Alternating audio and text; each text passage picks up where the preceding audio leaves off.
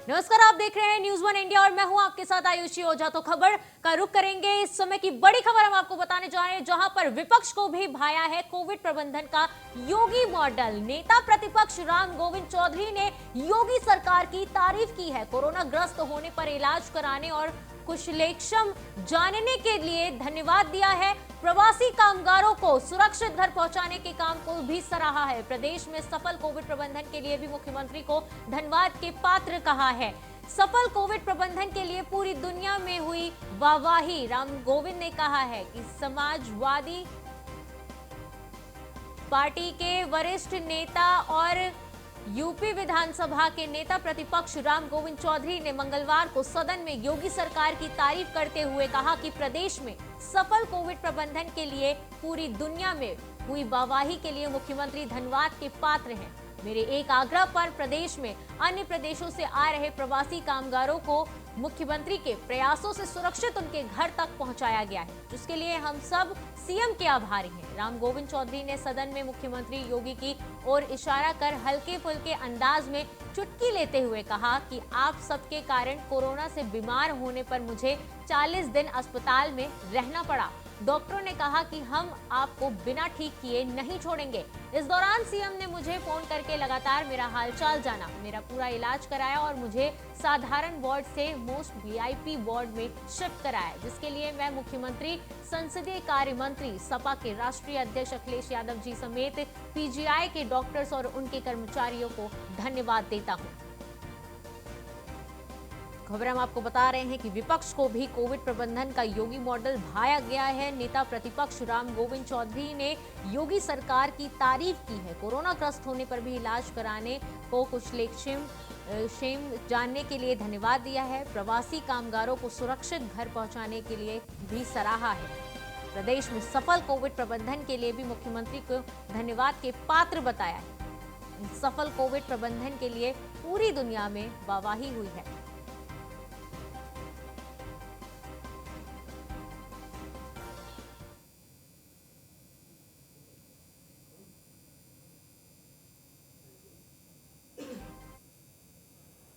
बहुत कहा गया कि माननीय मुख्यमंत्री जी की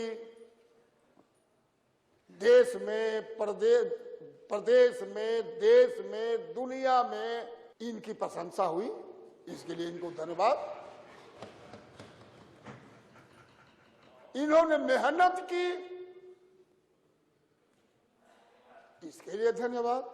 हिंदुस्तान में महामारी आई, बहुत कहा गया कि माननीय मुख्यमंत्री जी की देश में, प्रदेश में, देश में, दुनिया में इनकी प्रशंसा हुई। इसके लिए इनको धन्यवाद। इन्होंने मेहनत की, इसके लिए धन्यवाद। हिंदुस्तान में महामारी। तो बता दें कि प्रवासी कामगारों को सुरक्षित घर पहुंचाने को लेकर और साथ ही सफल कोविड प्रबंधन बनाने के लिए मुख्यमंत्री को धन्यवाद किया गया। सफल कोविड प्रबंधन के लिए पूरी दुनिया के लिए वाहवाही। राम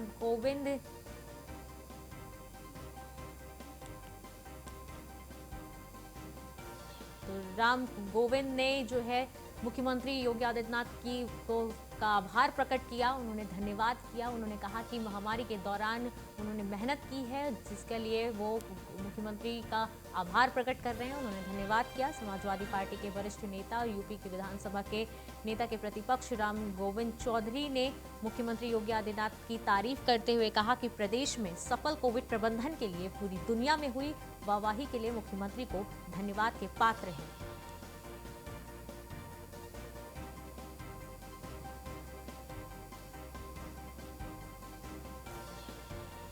विपक्ष को भी कोविड प्रबंधन का योगी मॉडल भा गया है। नेता प्रतिपक्ष राम गोविंद चौधरी ने योगी सरकार की तारीफ की है। कोरोना ग्रस्त होने पर इलाज कराने और कुशलक्षेम जानने के लिए दिशा दिया धन्यवाद किया है। प्रवासी कामगारों को सुरक्षित घर पहुंचाने के लिए जो मेहनत की गई, जो काम किया गया, उसको लेकर भी धन्यवाद किया गया है।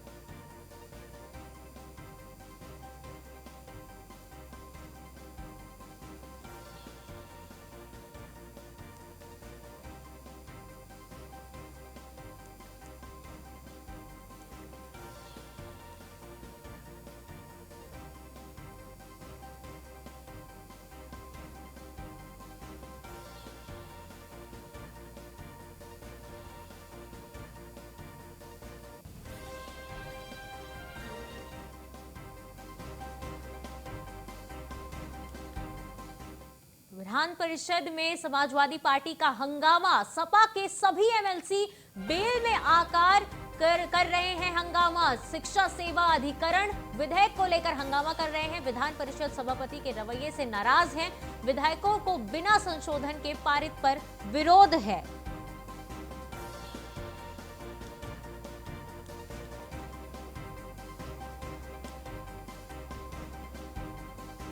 विधान परिषद में समाजवादी पार्टी ने हंगामा किया है। सपा के सभी एमएलसी बेल में आकर हंगामा कर रहे हैं। शिक्षा सेवा अधिग्रहण विधेयक को लेकर यह हंगामा किया जा रहा है। शिक्षा सेवा अधिग्रहण विधेयक को लेकर यह हंगामा। विधान परिषद सभापति के रवैये से वो नाराज नजर आ रहे हैं। विधेयक को बिना संशोधन के पारित करने पर वो विरोध कर रहे हैं।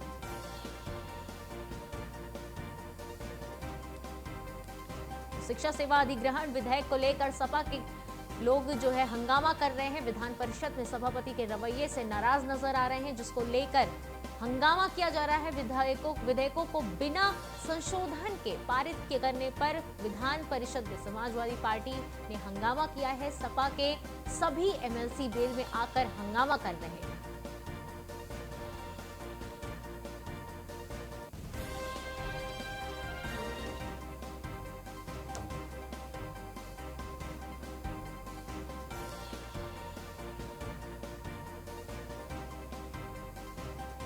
विधान परिषद में समाजवादी पार्टी का ये हंगामा जोरों से देखा जा रहा है, जहां पर सभी एमएलसी बेल में आकर हंगामा कर रहे हैं।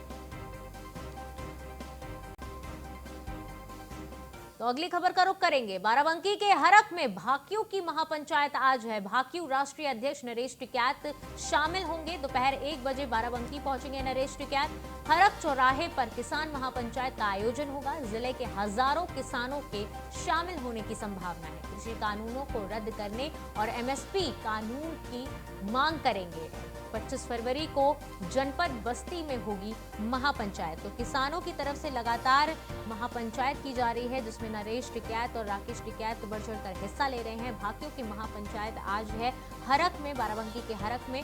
लगातार किसानों की तरफ से ये महापंचायत की जा रही है। मुजफ्फरनगर से इसकी शुरुआत हुई थी, वहीं बागपत और शामली जैसे कई जनपदों में महापंचायत की गई है। भाकियू राष्ट्रीय अध्यक्ष नरेश टिकैत इसमें शामिल होंगे। जो बाराबंकी के हरख में महापंचायत होने वाली है उसको संबोधित करेंगे। दोपहर 1 बजे बाराबंकी नरेश टिकैत पहुंचेंगे।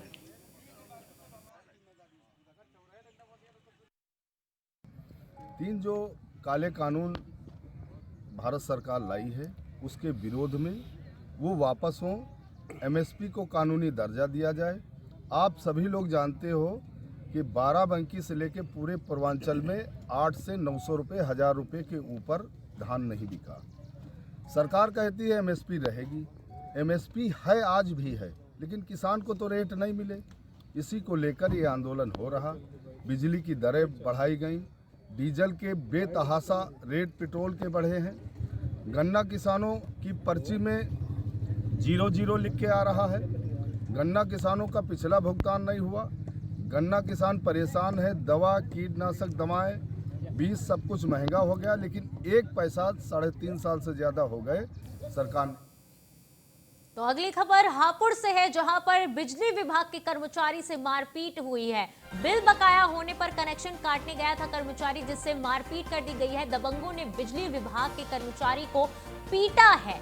धौलाना थाना क्षेत्र के निधवली गांव की एक घटना बताई जा रही है, जहां पर बिजली का बिल बकाया होने पर कर्मचारी कनेक्शन काटने गया था, जहां पर दबंगों ने उसकी पिटाई कर दी है। दबंगों ने बिजली विभाग के कर्मचारी को जमकर पीटा है। धौलाना थाना क्षेत्र के निधवली गांव की एक घटना है।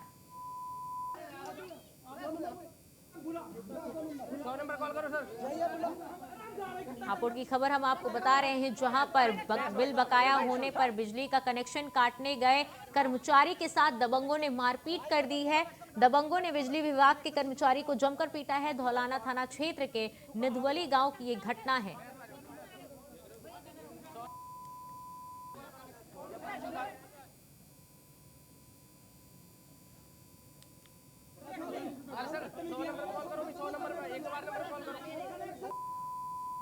तो बिजली विभाग के कर्मचारी से मारपीट का मामला सामने आया है, जहां पर बिल बकाया होने पर कनेक्शन काटने गए कर्मचारी को दबंगों द्वारा जमकर पीटा गया है। बिल दबंगों द्वारा कर्मचारी को पीटा गया है। भाई कसम तू कनेक्शन काट, अभी मेरे सुन, कनेक्शन भी जुड़ेगा।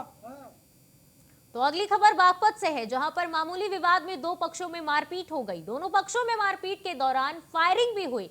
गोली लगने से एक युवक घायल हो गया। मारपीट में एक महिला भी घायल हुई है। दोनों घायलों को अस्पताल में भर्ती कराया गया है। सूचना के बाद मौके पर पहुंची पुलिस टीम, एसपी, एएसपी भी मौके पर कर रहे हैं जांच। दोघट थाना क्षेत्र के सरोरा गांव का मामला है। तो बता दें कि मारपीट का एक मामला सामने आया, जहां पर बागपत में मामूली विवाद में दो पक्षों में मारपीट हो गई है। इस मारपीट के दौरान फायरिंग भी हुई है। दोनों पक्षों में मारपीट के दौरान फायरिंग हुई है। गोली लगने से वहीं एक युवक घायल हो गया है, तो साथ ही एक महिला की घायल होने की भी खबर सामने आ रही है। दोनों घायलों को अस्पताल में भर्ती कराया गया है।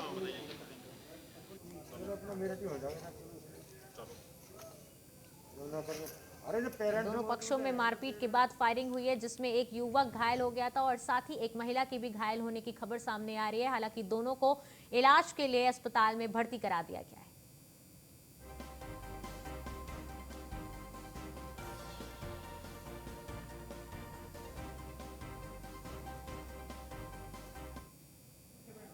तो वित्तीय वर्ष 2018 से 19 की सीएजी की रिपोर्ट में खुलासा हुआ है, सरकार से अनुदान लेने के बावजूद खर्च का हिसाब नहीं दे पा रहा है दर्जनों विभाग। 23,832 करोड़ रुपए का हिसाब नहीं दे पा रहा है विभाग।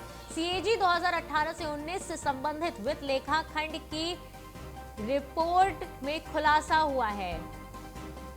मार्च 2017 तक का 21,000 करोड़ रुपए से अधिक के मामले में नियमों के तहत अनुदान की राशि 12 महीने में होनी चाहिए। खर्च का लेखा 18 माह में उपभोग प्रमाण पत्र महालेखाकार को भेजना चाहिए। समाज कल्याण, शहरी विकास, प्राथमिक और माध्यमिक शिक्षा विभाग और पंचायती राज ग्रामीण विकास विभाग के प्रमाण पत्र बकाया है।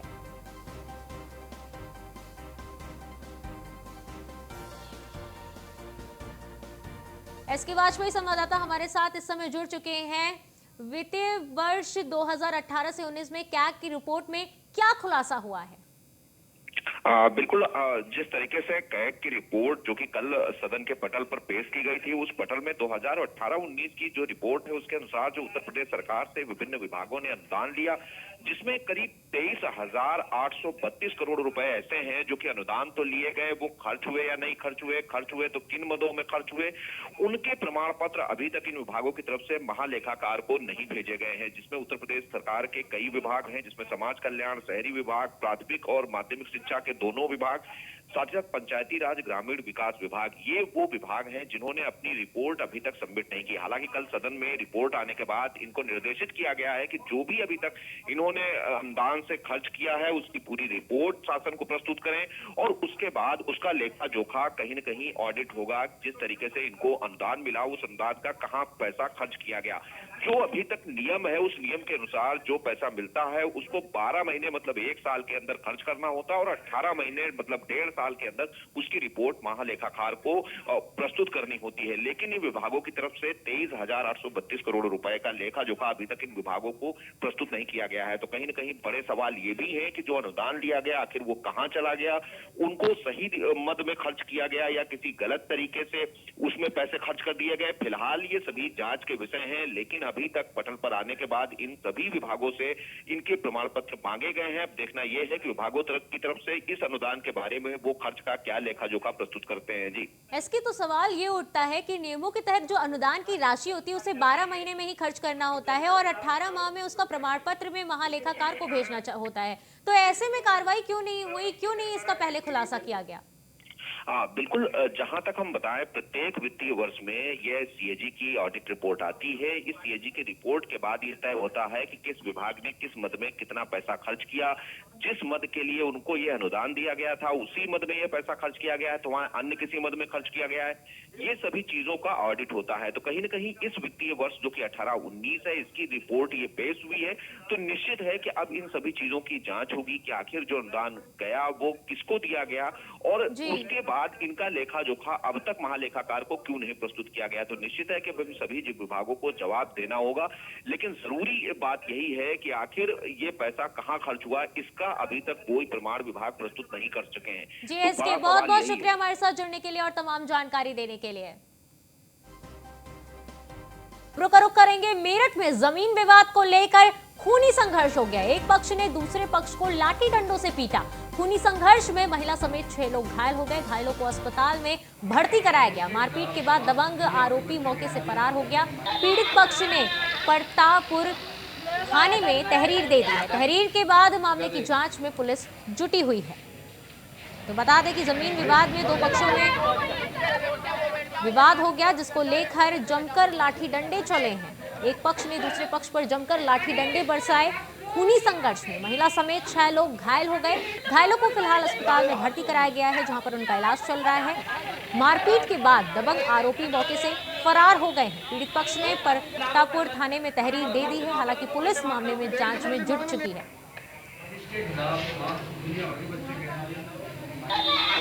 जमीन विवाद को लेकर खूनी संघर्ष का मामला मेरठ से सामने आ रहा है, जहां पर एक पक्ष ने दूसरे पक्ष पर जमकर लाठी डंडे बरसाए हैं और वही लाठी डंडे बरसाने के बाद बदमाश वहां से फरार हो गए हैं। दबंग आरोपी जो थे वो फरार हो गए हैं। इस विवाद में महिला समेत 6 लोग घायल हो गए हैं। मारपीट के बाद दबंग आरोपी मौके से फरार हो गए। पीड़ित पक्ष ने तहरीर दे दी है। तहरीर के बाद मामले की जांच में पुलिस जुटी हुई है।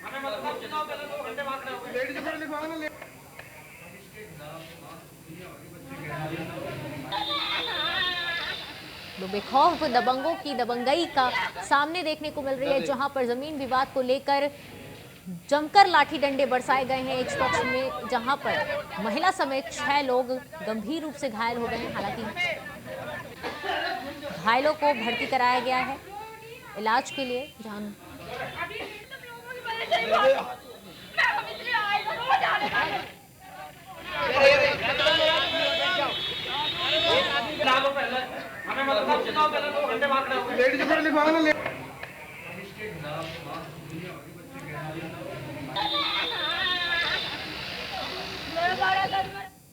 तो अगली खबर हमीरपुर से है, जहां पर लापता महिला का जला हुआ शव मिला है। खेत के पास गई थी महिला का जला हुआ शव मिला है। महिला की साड़ी मिलने से शव की शिनाख्त की गई है। परिजनों ने पति पर हत्या करने का आरोप लगाया है। 3 दिन पहले लापता हुई थी मृतक महिला। पूरे मामले की जांच में पुलिस जुटी हुई है। मंझगवा थाना क्षेत्र के गोहानी गांव की ये घटना है। तो बता दें कि मंझगवा थाना क्षेत्र के गोहानी गांव की घटना है, जहां पर महिला के लापता होने की खबर सामने आई थी। वहीं खेत के पास महिला की खाई में शव मिला है, जला हुआ शव मिला है। वहीं परिजनों का कहना है कि परिजनों ने पति पर हत्या करने का आरोप लगाया है। 3 दिन पहले ये महिला लापता हुई थी। मृतक महिला का शव अब बरामद किया गया है खाई से, जो जला हुआ शव है। हालांकि उसकी साड़ी से उसकी शिनाख्त की गई है। 3 दिन पहले महिला लापता हो गई थी। पूरे मामले में पुलिस जांच में जुटी हुई है। मंझगवा थाना क्षेत्र के गोहानी गांव की ये घटना हम आपको बता रहे हैं, जहां पर लापता हुई महिला का जला हुआ शव मिला है। खेत के पास खाई में मिला शव। महिला की शिनाख्त उसकी साड़ी से की गई है। परिजनों ने पति पर यह आरोप लगाया है कि उसने हत्या कर दी है उसकी। 3 दिन पहले ये महिला लापता हुई थी। वहीं अब उसका जला हुआ शव बरामद किया गया है। मामले की जांच में लगातार पुलिस जुटी हुई है।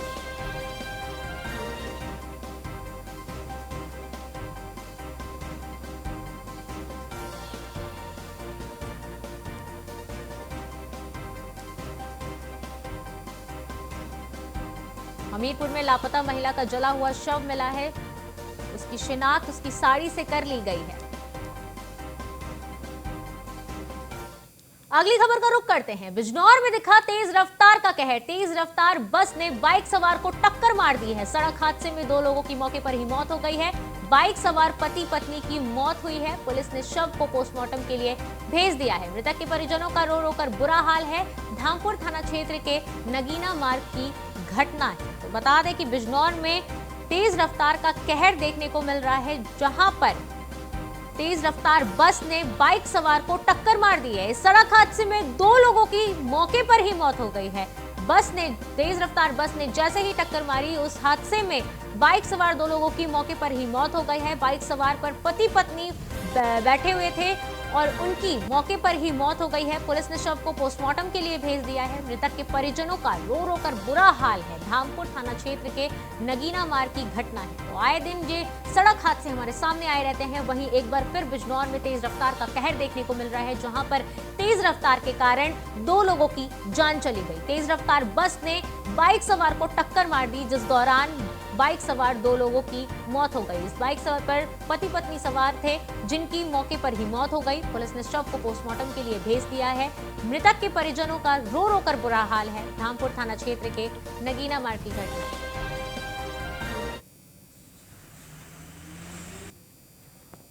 तो सड़क हादसे में 2 लोगों की मौत हो गई है। बाइक सवार पति पत्नी की मौत हुई है।